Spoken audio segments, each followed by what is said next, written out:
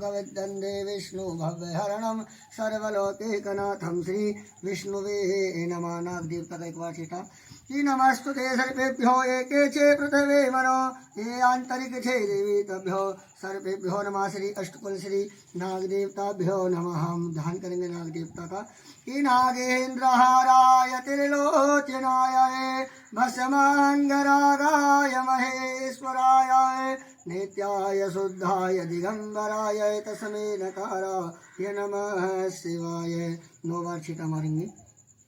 श्री मध्यम में सूर्याय नमः, चंद्रमाय नमः, भौमाय नमः, बुद्धाय नमः, गुरुवे नमः, शुक्राय नमः, श्रीलाय नमः, राहवे नमः, केतवे नमः, श्री नवग्रह देवताभ्यो नमः। स्वस्ति श्रीमन्महागणाधिपतये नमो नमः। ध्यान करेंगे सभी ग्रहों को शांत करते हुए कि ब्रह्मा मुरारे स्तुप्रांतकारे भानो शशि भूमि सुतो बुधश्च गुरुश्च शुक्रा शनि राहु केतवां सर्वे ग्रहा शान्तिकरा भवन्तु सर्वे ग्रहा शान्तिकरा भवन्तु सर्वे ग्रहा शान्तिकरा भवन्तु सर्वे भवन्तु सुखिनः सर्वे सन्तु निरामयाः सर्वे भद्राणि पश्यन्तु मा कश्चन दुःखभाग् भवेत्। सभी देवताओं का ध्यान करते पुष्पांजलि कि नाना सुगंधि पुष्पाणि यथा कालोति भवानी चये पुष्पांजलिर्मया दत्त्वा गृह्णाथ परमेश्वरः। श्री मंत्र पुष्पांजलि समर्पयामि नमस्करोमि नमो नमः ध्यानान्ते समर्पयामि। तो श्री सत्यनारायण स्वामी की ध्यान करेंगे भोलेनाथ का। देवों के देव महादेव सावन का महीना है। भगवान भोलेनाथ की स्तुति करेंगे कि भगवान भोलेनाथ हमारे घर में सुख शांति प्रदान करें, लक्ष्मी का आगमन रहे और घर परिवार में सब हष्ट पुष्ट तंदुरुस्त रहें। ऐसा भगवान भोलेनाथ का ध्यान करेंगे कि सच्चिदानंद रूपाय विषवोत्यादि हेतवे तापत्रं विनाशाय श्री कृष्णाय वयं नमः।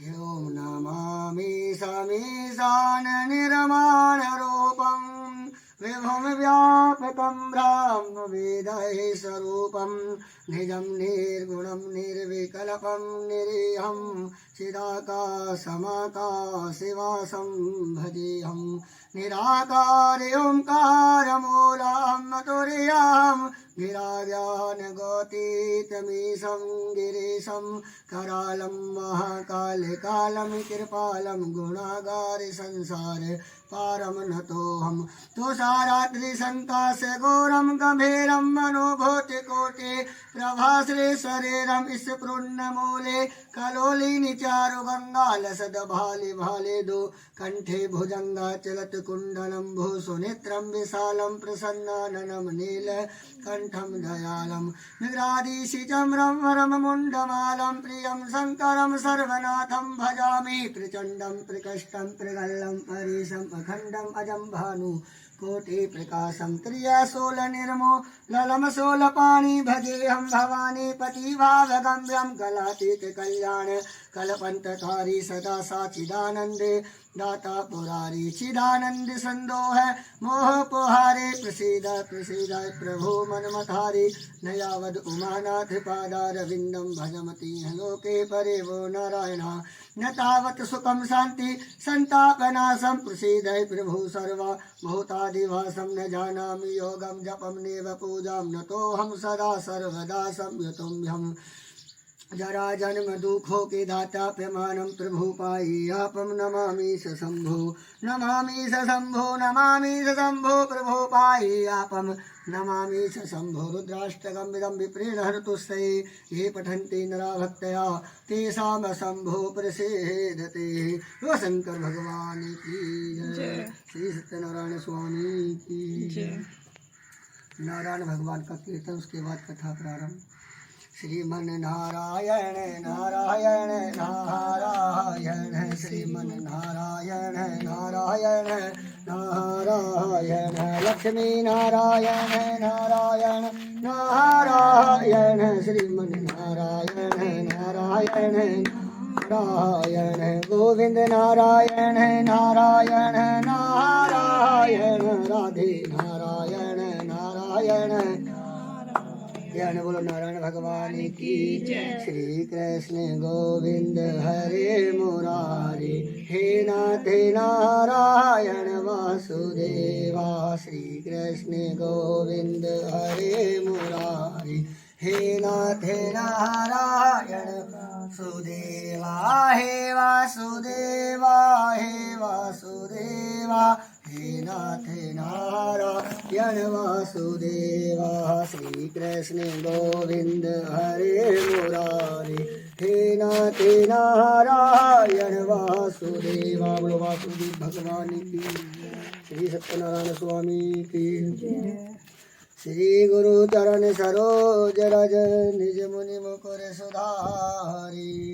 वरणो रघुवर विमल जसो, जो दायक फलचारी। बुद्धिहीन तनु जानिके, सुमिरो पवन कुमार।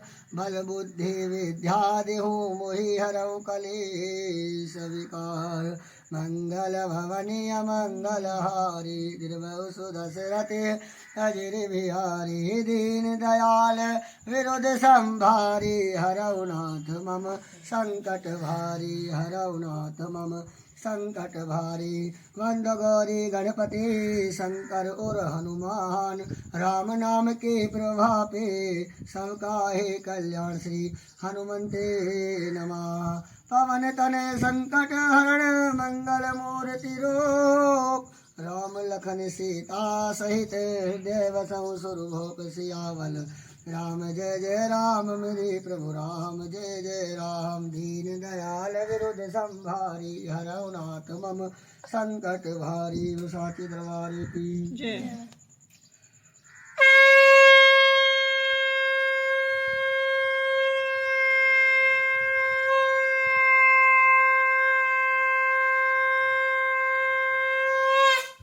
बोलो श्री सत्यनारायण स्वामी की जय। समेत नैमी शरण में तीर्थ में सोन का 28,000 ऋषियों ने श्री सूत जी से पूछा कि हे प्रभु, इस कलयुग में वेद विद्या मनुष्यों को भक्ति किस प्रकार मिल सकती है तथा उनका उद्धार कैसे हो सकता है। इसलिए मुनिश्रेष्ठ कोई ऐसा तप कहिए, कोई ऐसा व्रत कहिए जिससे थोड़े समय में पुण्य प्राप्त होवे तथा मनवांछित फल मिले। वह कथा सुनने की हमारी भी इच्छा है। सर्वशास्त्री सूत जी बोले कि हे वैश्य पूज्य, प्राणियों की हित की बात पूछी है। अब मैं उस व्रत को आप लोगों से बताता हूँ जिस व्रत को नारद जी ने लक्ष्मी नारायण से पूछा था। और लक्ष्मीपति ने मुनि शेष से कहा था कि ध्यान से सुनो। एक समय योगी राज दूसरे की इच्छा के अनुसार अनेक लोकों में घूमते हुए मृत्यु लोक में आ पहुँचे। वहाँ अनेक योनों में जन्म हुए। प्रिय सभी मनुष्य अपने कर्मों के द्वारा अनेकों दुखों से पीड़ित देखकर सोचा कि किसी यत्न के करने से दुखों का नाश हो सकेगा। ऐसे मन में सोचकर विष्णु लोक को गए और वहाँ सवेर और 4 भुजाओं वाले देवों के नारायण, जिसके हाथ में शंख चक्र तथा वरमाला पहने हुए थे, देखकर स्थिति कहने लगे, भगवान आप अत्यंत शक्ति से संपन्न हैं और मन तथा वाणी भी आपको नहीं पा सकती है। आपका मद अंत नहीं है। निर्गुण स्वरूप सृष्टि के कारण बहुत दुखों को नष्ट करने वाले हो। आपको मेरा नमस्कार। नारद जी से इस प्रकार की स्तुति सुनकर विष्णु भगवान बोले कि हे मुनि श्रेष्ठ, आपके मन में क्या है और आपका किस काम के लिए आगमन हुआ है। तब नारद मुनि बोले कि मृत्यु लोक में सब मनुष्य अनेक यौनों में पैदा हुए हैं और अपने कर्मों के द्वारा अनेक प्रकार से दुख भोग रहे हैं। नारद मुनि बोले कि उस व्रत का क्या फल है और क्या विधान है। यह व्रत हमें किस दिन करना चाहिए, हमें विस्तार पूर्वक बताइए। भगवान बोले कि दुख शोक आदि को दूर करने वाला और धन धान्य को बढ़ाने वाला, सौभाग्य तथा संतान को देने वाला, सभी स्थानों पर विजय दिलाने वाला है। भक्ति और श्रद्धा के साथ किसी भी दिन मनुष्य श्री सत्यनारायण प्राप्त काल के समय ब्राह्मण और बंधु के साथ धर्म पूर्वक पूजा करें। भक्ति मनुष्य की इच्छा निश्चय ही पूरी होती है। विशेष कल काई भूमि पर मोक्ष सरल उपाय। बोलो श्री सत्यनारायण स्वामी की, साचे दरबार की जय। सूत जी बोले, इसलिए मैं और भी कथा के व्रत कहता हूँ। उसका इतिहास कहता हूँ। सुंदर काशीपुरी नगरी में एक अत्यंत निर्धन ब्राह्मण रहता था। वह भूख और पेट से बेचैन हुआ नित्य पृथ्वी पर घूमता फिरता रहता था। ब्राह्मणों से प्रेम भाव रखने वाले श्री भगवान ने ब्राह्मण को दुखी देखकर उसके पास आदर से पूछा कि हे विप्र, नित्य दुखी हुआ पृथ्वी पर क्यों घूमता है? हे श्रेष्ठ ब्राह्मण, सब मुझसे कहो, मैं सुनना चाहता हूँ और मैं निर्धन ब्राह्मण हूँ, भिक्षा के लिए पृथ्वी पर फिरता हूँ। यदि भगवान आप उसका कोई उपाय जानते हो तो कृपया करके मुझे बताएं। वृद्धा ब्राह्मण बोला कि सत्यनारायण भगवान मनमांछित फल देने वाले हैं, इसीलिए ब्राह्मण तू भी उनका पूजन कर, जिसके करने से मनुष्य सब दुखों से मुक्त होते हैं। ब्राह्मण को व्रत का सारा विधान बतलाकर बूढ़े ब्राह्मण का रूप धारण करने वाले श्री सत्यनारायण भगवान प्रधान हो गए और जिस व्रत को वृद्धा ब्राह्मण ने बतलाया मैं उसे अवश्य करूंगा। यह निश्चय करने पर उस ब्राह्मण को रात को नींद भी नहीं आई। वह सवेरे उठते सत्यनारायण भगवान की भिक्षा के लिए चला।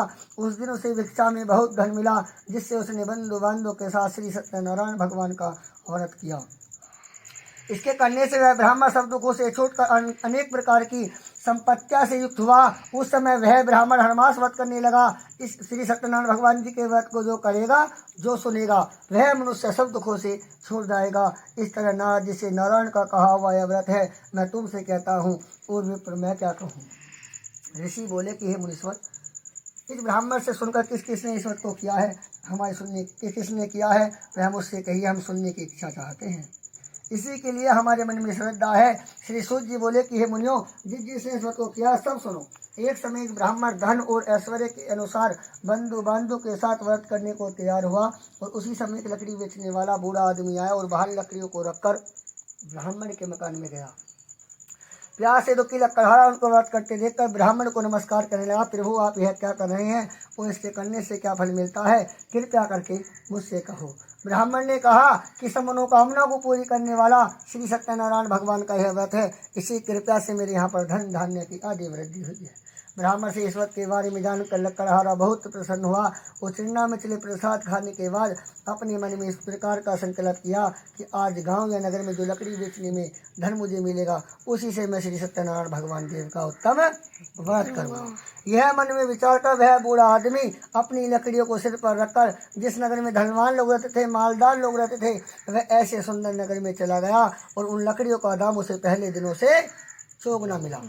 तब वह बूढ़ा लकड़ा दाम ले अति प्रसन्न होकर पक्के केले, शक्कर, घी, दूध, दही, गेहूं, चूर्ण इत्यादि ले और श्री सत्यनारायण भगवान की व्रत को सामग्रियों को लेकर अपने घर गया और फिर अपने भाइयों को बुलाकर विधि के साथ भगवान जी का व्रत में पूजन किया। उस व्रत के प्रभाव से वह पूरा लकड़हारा धन पुत्र आदि से युक्त होकर संसार के समस्त सुख भोग कर वैकुंठ धाम को चला गया। बोलो श्री सत्यनारायण स्वामी की जय, साचे दरबार की जय। कथा समझ में भी आ रही है कि सही चल रही है? हाँ, समझ में भी आनी चाहिए। मैं जल्दी जल्दी पढ़ता रहूँ। बोलो विष्णु भगवान की जय। तीसरे अध्याय में सूत जी बोले कि हे श्रेष्ठ मुनियों, मैं और व्याख्या कथा कहता हूँ, सुनो। पहले समय में गुलराम नाम का एक बुद्धिमान राजा रहता था। वह सत्यवाक थी और जितेंद्र पृथ्वी देव स्थानों पर जाता था और गरीबों को धन देकर उनके कष्ट दूर करता था। जैसे गंगा जी चले गए, बैठे रहे मांगने वाले लंगड़े लूले बैठे रहे, उन्हें कोई घर से आटा ले जावे, गुड़ ले जावे, देवे, उन्हें कोई पैसे देवे तो उन्हें देवे, तो उन्हें कष्ट दूर हमें खाने पीने। तो उनकी पत्नी जो थी वो कमला के समान मुख वाली और सती साधु भी थी। भद्रशिला नदी के तट पर दोनों ने श्री सत्यनारायण भगवान का व्रत किया। उस समय एक साधु नामक वैश्य आया, उसके पास व्यापार के लिए बहुत सा धन था। वह नाव को किनारे पर ठहरा कर राजा के पास गया और राजा को व्रत करते हुए देखकर विनय के साथ पूछने लगा कि हे राजन, भक्त जिससे आप यह क्या कर रहे हैं, मेरी सुनने की इच्छा है, सो आप मुझे बतलाइए। राजा बोला कि साधु, आपने बंधु बांधव के साथ पुत्र आदि प्राप्ति के लिए महाशक्तिमान श्री सत्यनारायण भगवान का व्रत व पूजन किया जा रहा है। राजा के वचन सुनकर साधु आदर से बोला कि हे राजन, मुझसे भी इसका संविधान कहो, मैं भी आपकी कथाओं से इस व्रत को अवश्य करूँगा, क्योंकि मेरे भी कोई संतान नहीं है। उन्होंने कहा इससे निश्चय ही होगी। राजा संविधान सुन व्यापार से आनंद के साथ अपने घर गया और अपने घर जाकर अपनी स्त्री को संतान देने वाले उस व्रत का समाचार सुनाया। कहा कि तो हमारे कोई संतान होगी तो हम इस व्रत को अवश्य करेंगे। ऐसे वचन उसने अपनी स्त्री किसको कहे, लीलावती से कहे। एक दिन उसकी स्त्री लीलावती पति के साथ आनंदित और संसारी धर्म से परिवर्तित होकर श्री सत्यनारायण भगवान की कृपा से गर्भवती हो गई तथा 10वें महीने में उसने एक सुंदर कन्या को जन्म दिया और दिनों दिन वह ऐसे बढ़ने लगी जैसे कि शुक्ल पक्ष का जन्मावर्ता। और कन्या का नाम क्या रखा गया, कलावती रखा गया। तब लीलावती ने मीठे शब्दों में अपने पति से कहा कि आपने जो संकल्प लिया था कि हमारे कोई संतान होगी तो हम इस व्रत को करेंगे, आप उसे करिए, आपकी मनोकामना पूर्ण हो गई, आप उसका कथा करवा दीजिए। उन्होंने कहा कि इसके नामकरण में इतना पैसा लग चुका है, इसीलिए हम इसके विवाह पर कर देंगे। आज वही प्रथा चली आ रही है कि लड़की का विवाह करके गंगा जी यहाँ कथा जरूर करवाते हैं, जो गंगा जी पर करवाओ या घर करवाओ, नामकरण में कभी कथा नहीं होती। उन्होंने कहा कि मैं इसके विवाह पर कर दूंगा। इस प्रकार अपनी पत्नी को आश्वासन दे नगर को गया और कलावती पृथ्वी गृह में वृद्धि प्राप्त हो गई, बहुत बड़ी हो गई। जब सखियों के साथ अपनी पुत्री को खेलते दौड़ते हुए देखा, तुरंत दो तलवा का कहा कि पुत्री के वास्ते कोई सौभाग्यवर्धित के लो। वहां की आज्ञा पाकर दूत कंचन नगर पहुंचे और वहां पर बड़ी खोज देखभाल कर लड़की के लिए सौभाग्यवान के पुत्र को ले आए। उस लड़के को देखते ही अपनी पुत्री का विवाह उसके साथ कर जा, पर किंतु दुर्भाग्य से विवाह के समय कथा करना भूल गए। तब भगवान क्रोधित हो गए, श्राप दिया कि तुम्हें दारुणा दुख प्राप्त होगा, बहुत ज्यादा दुख प्राप्त होगा। आपने कार्य में कुशल साधु बनिया जामा सहित नावों को लेकर व्यापार करने लगे। एक रोज भगवान श्री सत्यनारायण से कोई क्रोपी चोर चुरा कर ले जा रहा था, किंतु राजा के दूतों ने आते देखकर चोर ने घबराते हुए चुपचाप धन को वहीं रख दिया जहां वो ससुर जमाई ठहरे हुए थे। जब दूतों ने उस साधु वैश्य के पास राजा के धन को रखा देखा तो दोनों को बांध कर ले गए। फिर से वह दौड़ता हुआ राजा के समीप जाकर बोला कि महाराज, हम दो चोर पढ़ कर लेकर आए, पर देख कर ही आज्ञा थे। उन्होंने बिगड़ी देखे वाले उन्हें कठिन कारावास में डाल दिया और उनका सब धन छीन लिया। सत्यनारायण भगवान के श्राप द्वारा उनकी पत्नी भी घर पर बहुत दुखी हुई। घर पर जो धन रखा था चोर चुरा कर ले गए। शारीरिक व मानसिक पीड़ता, भूख प्यास, अन्न की चिंता में कलावती एक ब्राह्मण के घर गई और वहाँ उसने श्री सत्यनारायण भगवान का व्रत होते देखा और वहाँ कथा सुनी और प्रसाद ग्रहण कर रात को घर आई। उसकी माता ने कहा कि हे पुत्री, अब तक तो कहाँ रही, वह तेरे मन में क्या है?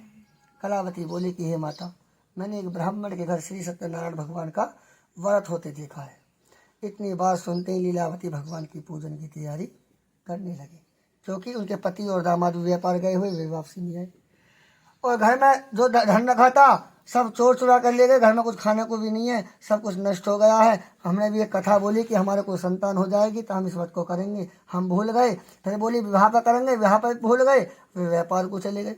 देखा पूजन करके ही देखना पहिया सही लड़कर लगा हमारा। तो दोनों भगवान की पूजन की तैयारी करने लगे और परिवार और बांधों से श्री सत्यनारायण भगवान का व्रत पूजन किया और वर मांगा कि मेरे पति और दामाद शीघ्र आ जावे। साथ ही प्रार्थना की कि भगवान हमारे सब अपराध क्षमा करो।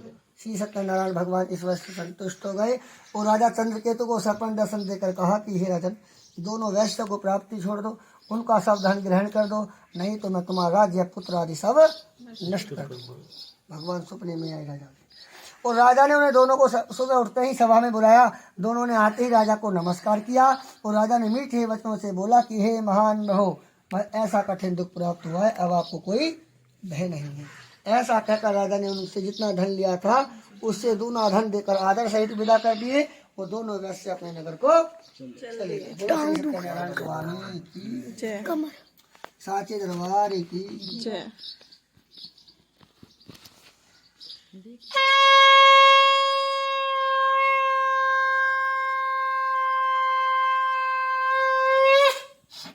श्री सूत जी बोले, वैश्य ने मंगलाचार करके यात्रा आरंभ की और अपने नगर को चल दिए। थोड़ी दूर निकलने पर वहां से पूछा कि तुम्हारी नाव में क्या है? अभी वाणी हंसता बोला कि महाराज क्यों पूछते हो, क्या धन लेने की इच्छा है? मेरी नाव में तो बेल पत्ते आदि भरे हुए हैं। अब कोई मांगना लगे शुभ कहते हैं तो हट्टा खट्टा की मांगता फिर रहा। ऐसे उन्होंने सोचा कि महाराज मांगना चाह रहे होंगे, इनसे झूठ ही बोल रहे कि मेरी नाव में तो बेल पत्ते आदि भरे हुए। उन्होंने कहा तथास्तु ऐसा ही हो, उन्होंने आशीर्वाद दे दिया। तो वहां से बहुत दूर चले गए, कुछ दूर जाकर समुद्र किनारे बैठ गए और नाव जो बेल पत्ते से आदि देखकर मूर्छ जमीन पर गिर पड़े। फिर मुंह खुलने पर अत्यंत शोक प्रकट करने लगे। तब उसका दामाद बोला कि आप शोक न करें, ये दंडी महाराज का ही शराप है, अतः हमको उनकी शरण में ही चलना चाहिए, तभी हमारी मनोकामना पूरी हो सकती है। दामाद के वचन सुन दंडी महाराज के पास पहुंचे और अत्यंत भक्ति भाव से नमस्कार करके बोले कि भगवान, मैंने जो आपसे असत्य वचन कहे थे आप उन्हें क्षमा करें। ऐसा कहकर महान शोकातुर रोने लगा। तब दंडी महाराज बोले कि हे वाणिक पुत्र, मेरी आज्ञा से तुम्हें बार बार दुख प्राप्त हुआ है, तू मेरी पूजा से विमुख हुआ है। क्यों? तो पूजा पाठ तो बोल लेता पर तू करवाता नहीं, तेरा काम बन जाता है। तू मेरी पूजा से विमुख हुआ है। वो बोला कि आपकी माया से तो मोहित ब्रह्मादि भी आपको नहीं जान सकते, तो देवों के देव महादेव नहीं जान सकते, तो मैं तो एक अज्ञानी साधारण सा आदमी हूँ, तो मैं कैसे जान सकता हूँ। आप प्रसन्न होइए, जितनी मेरी सामर्थ्य है मैं आपकी पूजा अवश्य करूँगा। पहले के समान में पर्णों का धन भर दो। उनने कहा तथास्तु, ऐसा ही। उन्हें नाव पर देखा, नाव धन से परिपूर्ण है। फिर भगवान सत्यनारायण पूजन का साथियों सहित अपने नगर को चला। जब अपने नगर के निकट पहुंचा तब दूत को घर भेजा। दूत ने साधु के घर जाकर उसकी स्त्री को नमस्कार कहा कि आपके पति और दामाद इस नगर के समीप आ चुके हैं। ऐसे वचन सुनकर साधु की स्त्री बड़े हर्ष के साथ सत्यदेव का पूजन कर पुत्री से कहा कि मैं अपने पति के दर्शन को जाती हूँ, तो कार्य पूर्ण कर शीघ्र आ जाना। इतने बात सुनते ही कलावती प्रसाद छोड़कर पति के पास गई और प्रसाद की आज्ञा के कारण उसके पति को नाव सहित पानी में डूबा दिया। और कलावती अपने पति को न देखती हुई रोती हुई जमीन पर गिर पड़ी। इस तरह को डूबा हुआ देखकर कन्या को रोता देख साधु दुखित बोला कि हे प्रभु, मुझसे और मेरे परिवार से जो भूल हुई है आप उसे क्षमा करें। उसके दिन वचन सुनकर सत्यदेव प्रसन्न हो गए और आकाशवाणी हुई कि तेरी कन्या मेरा प्रसाद छोड़कर आई है, इसीलिए इसका पति आदर्श हुआ है। यदि वह घर जाकर प्रसाद खा के लौटेगी तो इसका पति अवश्य मिलेगा। ऐसी आकाशवाणी सुनकर कलावती ने घर पहुंचकर प्रसाद खाया और फिर आकर पति के दर्शन किए। तब पश्चात साधुओं ने बंधु बांधव के सहित श्री सत्यनारायण भगवान जी का विधि पूर्वक पूजन किया। उस दिन से वह प्रत्येक पूर्णिमा को श्री सत्यनारायण भगवान जी का पूजन एवं कथा करने लगा। फिर इस लोक को सुख भोग अंत में सर्वलोक को चला गया। बोलो श्री सत्यनारायण स्वामी की, साक्षी दरबार की। सूची बोले से मैं और भी कथा कहता हूँ, सुनो। प्रजापाल नाम का एक राजा रहता था। उसने भगवान का प्रसाद त्याग कर बहुत दुख पाया। एक समय वन में जाकर पशुओं को मारकर बड़ के पेड़ के नीचे आया और वहां उसने गवालाओं को भक्ति भाव से पूजन करते देखा, कथा करते देखा, जैसे कि आज लोग हम यहाँ कर रहे हैं, ऐसी कथा करते देखा। और राजा वहां नहीं गया और ना ही नमस्कार किया। और जब गवालाओं ने भगवान का प्रसाद उसके सामने रखा तो वह प्रसाद को त्याग कर अपनी सुंदर नगरी को चला गया, घर को चला। क्योंकि गवाला जो थे वो गरीब आदमी थे, राजा तो राजा ही है। अब प्रसाद में कोई गरीब अमीर नहीं होता, प्रसाद सबका लेना चाहिए, कोई दे जाओ। तो वो अपने नगर को घर को चला गया। जब अपने घर के निकट पहुंचा तब उसने देखा कि सब कुछ नष्ट हो गया है और जान गया कि यह भगवान ने ही किया है। विश्वास के गवालाओं के समीप गया और विधि पूर्वक पूजन कर प्रसाद खाकर सत्यदेव भगवान की कृपा से जैसे पहला था वैसा ही हो गया। देख काल में तब सुख भोग अंत में सर्वलोक को चला गया। जो मनुष्य इस परवर दुर्बल व्रत को करता है या सुनता है उसे धन धान्य की प्राप्ति होती है, संतान को संतान की प्राप्ति होती है और संपूर्ण पूर्ण होकर अंत में वैकुंठ धाम को जाता है। जिन्होंने पहले समय में सत्य किया है, अब मैं उसके दूसरे जन्म की कथा कहता हूँ। विदासता नंदनी ब्राह्मण ने सुदामा का जन्म लेकर मोक्ष को पाया। उल्लाह नाम का एक राजा दशरथ होकर वैकुंठ को प्राप्त हुआ। एक मोहन बनकर अपने पुत्र को वारे से चरवा कर मोक्ष को प्राप्त किया। और महाराज ध्वज ने भक्ति युक्त कर्म कर पूजा पाठ कर मोक्ष को प्राप्त किया। बोलो श्री सत्यनारायण स्वामी की जय, साचे दरबार की जय। कपूर न मंगाई तुमने? कपूर भूल गए पंडित, न धोले मैंने वो निकाल। बोलो श्री सत्यनारायण स्वामी की जय। कि तुम में राम हम में राम सब में राम समाया है। सबसे कर लो प्रेम जगत में कोई नहीं पराया है। तुम में राम हम में राम सब में राम समाया है। सबसे कर लो प्रेम जगत में कोई नहीं पराया है। कि एक बाप के बालक हैं और एक हमारी माता है। और दाना पानी देने वाला एक हमारा दाता है। धन किस मूर्ख ने लड़ना हमें सिखाया है। सबसे कर लो प्रेम जगत में कोई नहीं पराया है। तुम में राम हम में राम सब में राम समाया है। सबसे कर लो प्रेम जगत में कोई नहीं पराया। रामचंद्र भगवान की।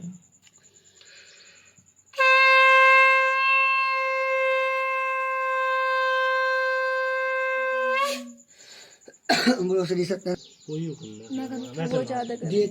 किसी और से लिए हूँ खुद ही लाइव जहाँ को जाओ गैल लेके जाओ। ना ना ना घर पे कोई ना कोई रहे तो, अगर घर पे कोई ना रहे तो लेके जाएंगे। हाँ जरूर। सेवा छोटा करें हमारे। इसको आज आरती करवाऊंगा। आरती कहाँ करेगा? दोपहर में ना खाता। चल भाई पहले जल्दी से खड़े हो गए बैठ गए खड़े हो गए। हरे स्वामी जय जगदीश हरे भक्त जनों के संकट दास जनों के संकट क्षण में दूर करे। ओम जय जगदीश हरे जो ध्यावे फल पावे दुख बिन सेवन का स्वामी दुख बिन सेवन का सुख संपत्ति घरे आवे धन दौलत घरे आवे कष्ट मिटे तन का।